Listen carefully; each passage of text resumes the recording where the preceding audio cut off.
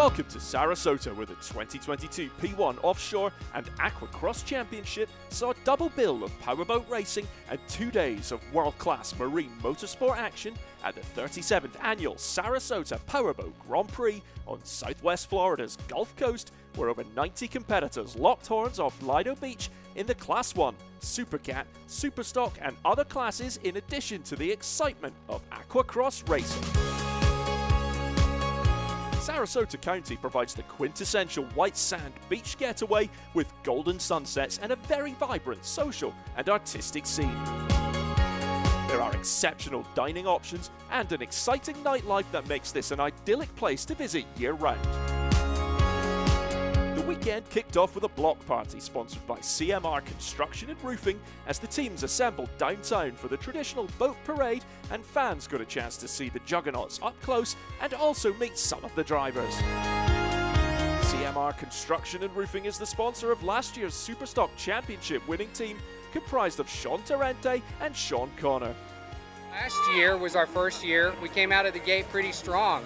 Won 5 out of 7 races and the APBA championship. So obviously when renewal came up, we were happy to renew with Sean, happy to renew with P1, and we're now in a multi-year deal with P1. Brand new boat, so when we raced in Cocoa Beach had a few problems and caused some problems for Lake of the Ozarks, but I think we got everything dialed in. We're ready to roll now. Now let's see what happened in the Superstock category.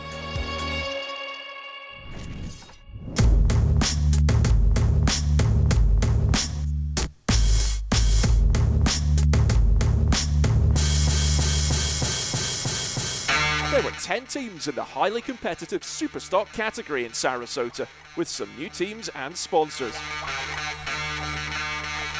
Father and son outfits Steel Offshore Racing and Jackhammer Boat were leading the points going into Sarasota. The green steel boat with driver Dominic Steele and throttleman Julian Maldonado won the last round in the Lake of the Ozarks. They had also been in P2 for the first few laps of Thunder on Cocoa Beach in round 1 and are gearing up to be a threat this year. Also off to a great start was Julian Maldonado's father, Ricky Maldonado, with throttleman Reese Langheim in their Jackhammer boat.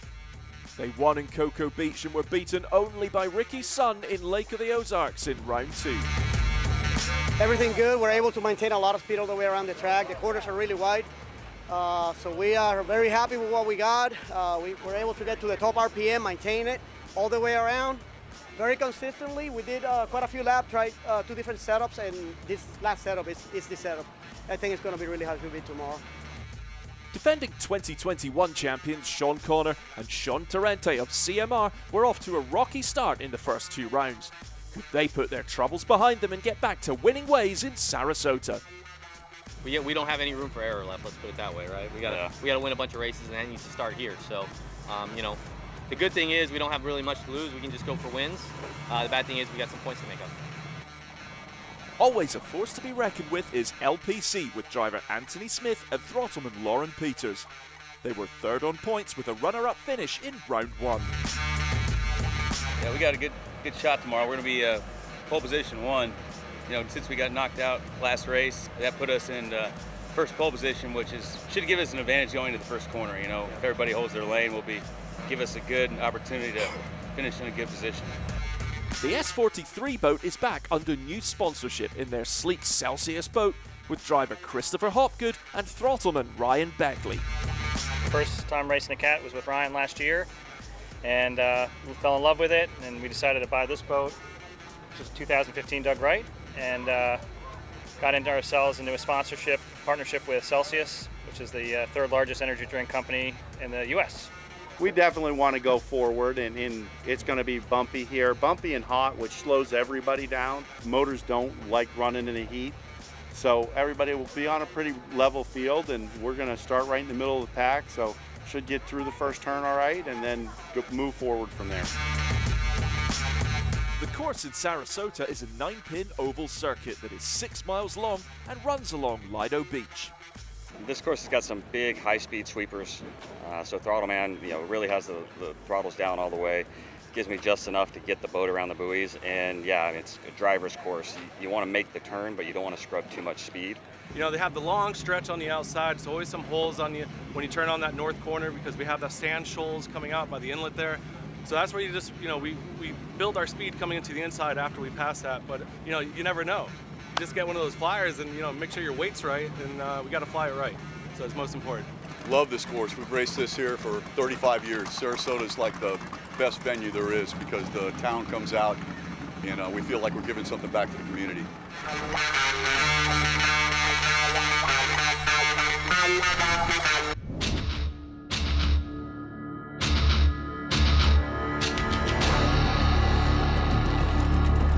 Round 3 of the 2022 Superstock Championship in Sarasota. 10 boats ready to hit the water off Lido Beach. We got 7th edition this time. We got professional plumbing onto our inside, jackhammer to our outside. You know, Billy Moore and myself, we're going to come out here and give it all we can to go for number 1. You know, we got a good setup. We got dialed in yesterday. I know we have a chance here today. We're going to go for it. Following a rule change just the day before, teams had to carefully adjust their boat weights for optimum balance and speed on the water, and also to meet minimum class requirements to avoid being DQ'd. Well, we did the math and we went in a light. If we raced the way we did right now, we'd come out a little light. So what we're doing is I'm putting 50 pounds on each side so we remain legal on the way out of the crane. That's why they weigh us going in, because we knew we had to go in at, like, let's call it 49.50, because when we burn the fuel off, we know that we're going to come out at a certain, and if we come out light, then we get DQ'd, and we don't want to do that. So, and we had to tell the officials that we're putting weight in the boat because they write down how much the boat weighs going in so they can do their math at their end to see if anybody's being a little fugazi out here. Not that boat racers would ever do that. A lot of pressure today. I'm putting a lot of pressure on myself because we come here to win, and that's what we show up for. That's what we're aiming for, and you know, anything less than that isn't really acceptable. It's a little bit bumpier than we expected, so we're going to move some weight around and get ready for a rough water battle. Hopefully not as rough as Cocoa Beach. I'm feeling confident. I'm a little upset with the rule change, but I understand, you know, that we got to go with what the class wants, and we'll work around it, make it work. As the fleet of 10 Superstock boats motor out onto the circuit, the crowds line Lido Beach in anticipation of the race. The rolling start under a yellow flag in rougher than expected conditions as boats line up ready for the green flag. And there it is, the race begins. Big East shoots out of the line. Great start for the Canadian team. Also an excellent start for CMR's Torrente and Connor. This is a very competitive and closely matched fleet of boats in the Superstock. All boats within just boat lengths of each other on that starting straightaway to the commitment buoy. The field is tightly packed, the waves are big, the conditions very rough as the boats bob and weave through to the first turn, struggling to keep the boats level. Big East leads the pack on their way to the first turn, but in the melee they lose control and barrel roll.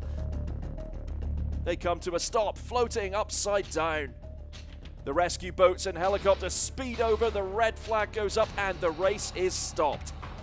Cole Liebel and Gary Ballack are thankfully unhurt, but their race is over.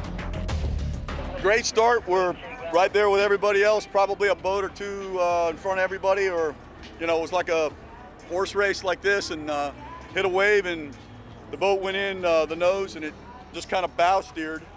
As you can see, if you look at the motors, that'll tell you where the engines were when it went over. So they were straight, okay? So we just hit a wave, it bow steered and took it off to the right, and the wallet went through the blender. Went over, didn't feel too hard. Canopy's nice and safe in this boat, so everything's good. Got out nicely, Gary waited for me, got me out, so we're all good. So it would be my first time rolling over. Hopefully not doing it too many more times. With the debris cleared off the circuit, the boats get back in line ready for the restart. And the green flag is up. The remaining 9 boats lock horns yet again on the opening drag race. The field is packed tight yet again with LPC carrying good speed on the inside. But it's Jackhammer that begins to pull ahead of the pack, followed closely on the outside by CMR, then Atlas and LPC. It's Jackhammer first to the commitment buoy, and then it's LPC behind them with the inside lane advantage in P2. In a replay of round 1, Jackhammer and LPC duel for the lead, renewing their rivalry from Cocoa Beach with the lead changed hands several times throughout the race. But disaster struck, this time for Steel. Their number 3 boat flipping on that rough starting straightaway and now belly up and bobbing in the waves. But Dominic Steele and Julian Maldonado were unhurt. And just down the field, the CMR boat was floating right side up but in pieces, its nose end detached and floating. Connor and Torrente were also unharmed. That was another red flag and the race was cancelled due to too much debris on the course. We were trying to get on the inside on the turn. We knew they were going to close the door, so I tried to push in and get there first. And we stood it up, walked it on its side, and over it went. A lot of hours ahead in the workshop for those teams. Shame for everyone. Sometimes you're the windshield, sometimes you're the bug. Today we were the bug. So boat came apart, it happens. We had a really good setup. We were out front with Jackhammer on the start. Had 2 really great starts because of the first crash. But it is what it is. We'll go back to the drawing board, build a new boat, see what we got. Honestly, it was just a normal flyer. Took a little bit of a flyer, tripped the tail. Nothing out of the ordinary. It should have just touched and kept going, and it just disintegrated. So, sorry, it just disintegrated. There we go. All right, good. That was a lot of drama in a race without a single completed lap. And that's all she wrote for the Superstocks. Tough break for them in Sarasota.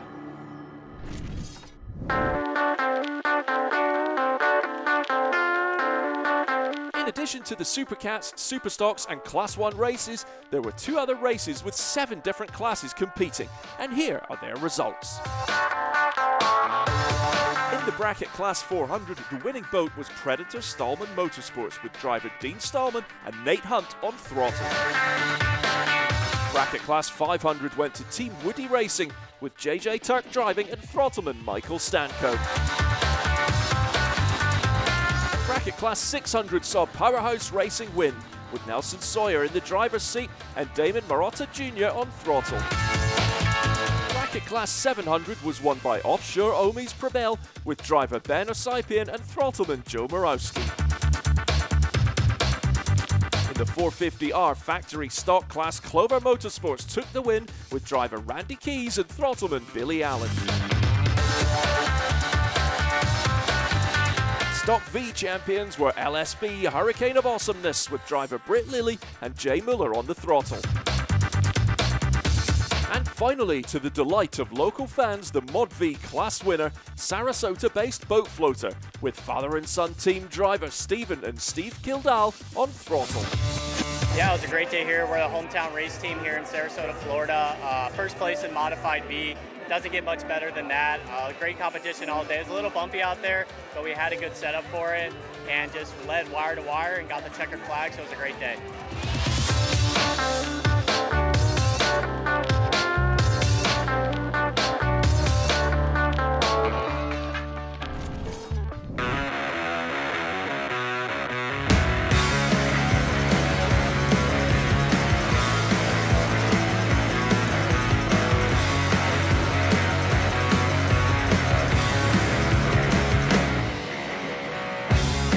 The championship was still wide open as 7 teams raced in the Supercat category.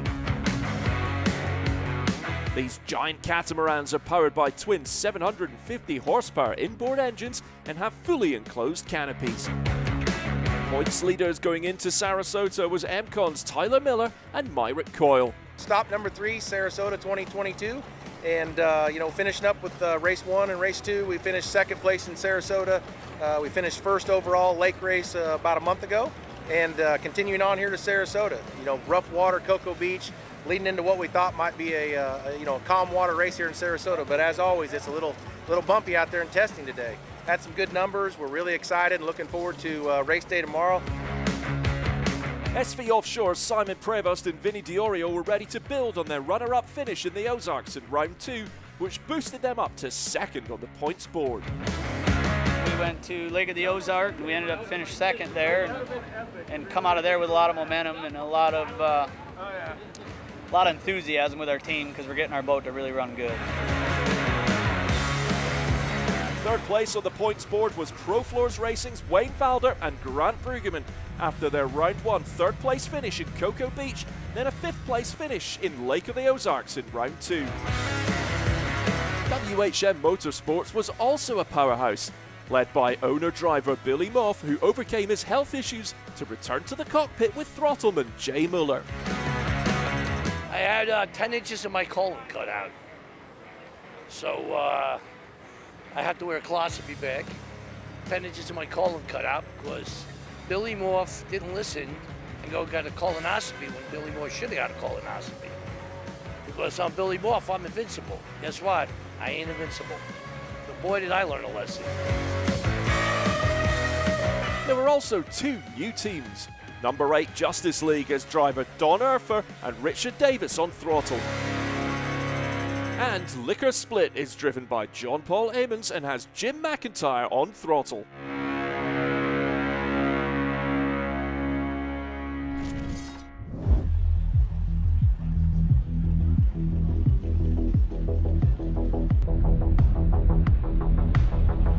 Round 3 of the Supercats, 7 boats revved and ready for the Sarasota Powerboat Grand Prix as teams completed last-minute adjustments and finalized setups.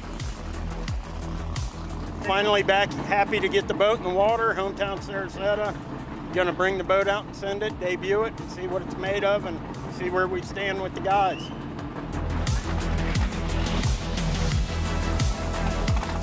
New Zealanders of Pro Floors Racing, Wayne Valder and Grant Brueggemann were looking to turn their season around. Yeah, today we're in pole position, which is a big benefit for us to get that inside lane closest to the start boat. As long as we have a good run down to the first buoy there, we should come around in first place, and then from there we can change lanes and race from there. So we're hoping for a good clean start and get out front quick. And you know, a win today for us would be fantastic. Put us back on, back at the top with the points again, which is where we really want to be.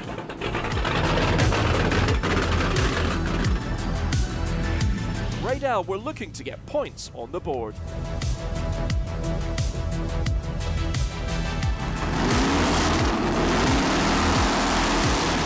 And SV Offshore keep their great run going after their podium in the Lake of the Ozarks in round 2. Crowds once again lined the shores of Lido Beach to watch the race unfold. The 7-boat fleet headed out onto the course and lined up in preparation for the running start. We're starting to move. Everyone get in your appropriate lanes. Everyone get your appropriate lane. Encon keeping an eye on their pace in anticipation of the green flag. The boats are in position, the green flag is up, the race is on. Great and well-timed acceleration from WHM Motorsports as Billy Moff and Jay Muller go all out at the start. And from the SV Offshore onboard camera, we watch WHM peel away to the starboard. Fantastic start for Moff and Muller, the yellow boat way out in the lead on the straightaway to the commitment buoy. A more gradual acceleration from NZ11 Pro Floors Racing, who appear to have chosen top speed over acceleration in their prop setup as they leave SV Offshore behind. But the star of the start of this race in Sarasota is no doubt WHM, but can they keep it up as they are given chase by NZ11 in second?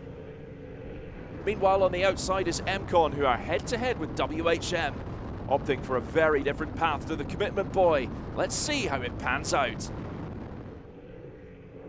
What a move from Mcon as they find the speed in the cleaner water outside to jump ahead and beat the other 6 boats to the commitment buoy as WHM drop to second and then find themselves getting overhauled by Pro Floors Racing as WHM drop to third. As the boats come round the first turn, it's Mcon in the lead, followed by Pro Floors Racing in the NZ11 boat in second, and then Graydell moving up to third as WHM continue to drop to fourth. Brilliant start from Mcon, who've already built a lead on the rest of the pack. NZ11 settled into second behind Mcon. WHM fights for third position with Graydell as they try to turn around their fortunes after a brilliant start. But Graydell has the superior top speed as they lock third. Boats spread out all over the wide straightaway, some opting for outside cleaner water, some preferring to keep it tight on the inside. While WHM keep up their pursuit of third, they find SV Offshore moving up on them on the inside. SV Offshore's Simon Prevost and Vinny Diorio looking to continue their podium finishing streak after round 2.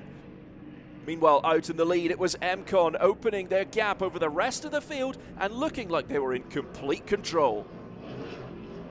One more lap down and the top 3 boats look to be opening their gap over the rest of the field as MCon, Pro Floors Racing and Graydell comprise the lead trio. In the 450R stock class, which is run simultaneously with Supercats, it's Clover Motorsports' Randy Keys and Billy Allen leading over MTI's father and daughter pair of Randy and Taylor Schism.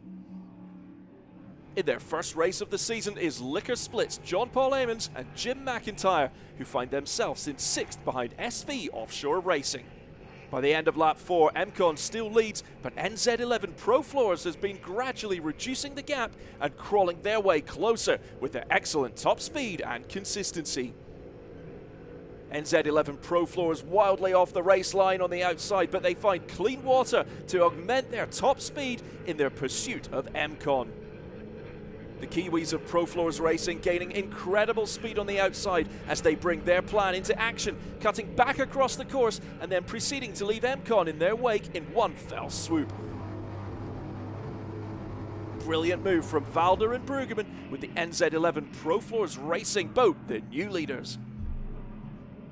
Pro Floors Racing played their hand well, biding their time, building speed and momentum, thinking out the entire race, and their strategy has paid off very well indeed as they then proceed to lap the number 8 boat, Justice League.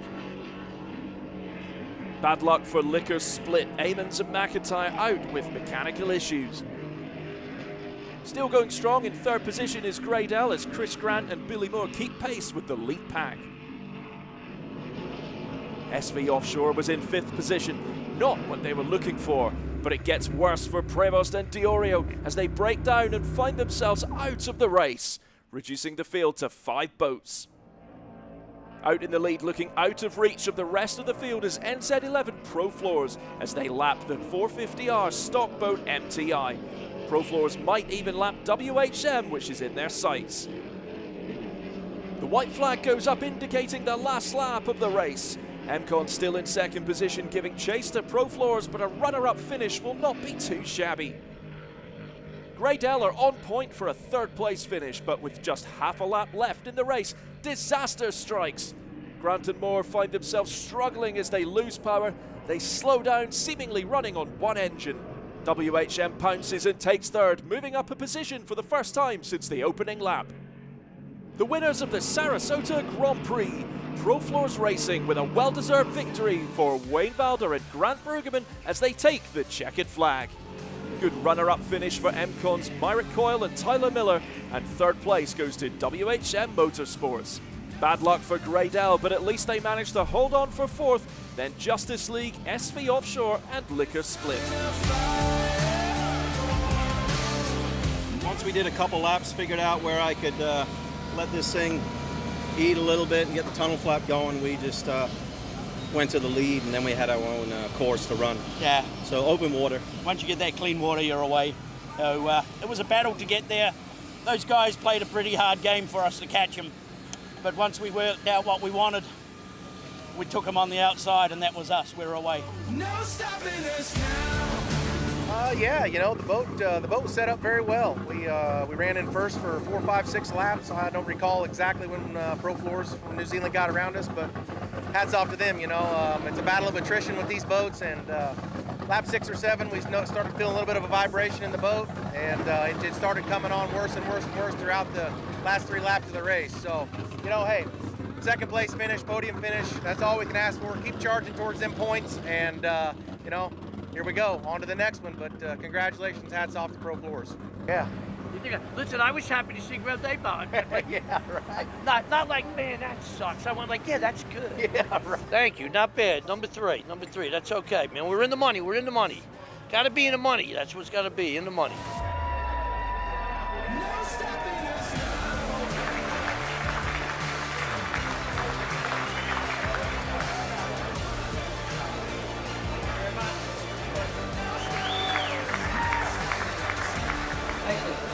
Give it up for your super cat champion. In the overall results after the Cocoa Beach and Sarasota races, Graydell and NZ11 Pro Floors are tied for first at 190 points. Just 1 point ahead of MCon in third, and SV Offshore is fourth with 128 points. And that completes the 37th Sarasota Powerboat Grand Prix. See you at the next round in St. Petersburg, Florida.